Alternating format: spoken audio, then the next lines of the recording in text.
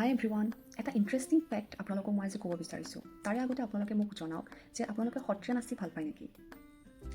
এটা সময়ত সত্ৰীয়া নাৰীসকলে নচা নাছিলে। গতিকে আপুনি জানেনে প্ৰথম নাৰী কোন হয় যোনে ষ্টেজত প্ৰথম সত্ৰীয়া ডান্স কৰিছিলে? তো সেয়াই মই আপোনাক আজি ক'ম।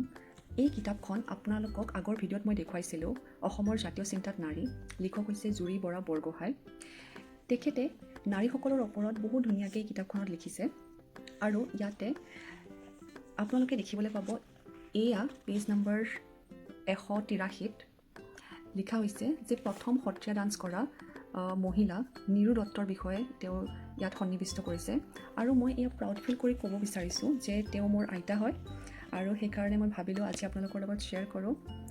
মোৰ আইতাৰ লগতে আন কেইগৰাকীমানো আছিলে যোনে একেলগে সত্ৰীয়া ডান্স কৰিছিলে, আৰু তেওঁলোকৰ পৰাই পিছলৈ ইনস্পায়াৰ হৈ আন নাৰীসকলেও সত্ৰীয়া শিকিব ধৰিলে।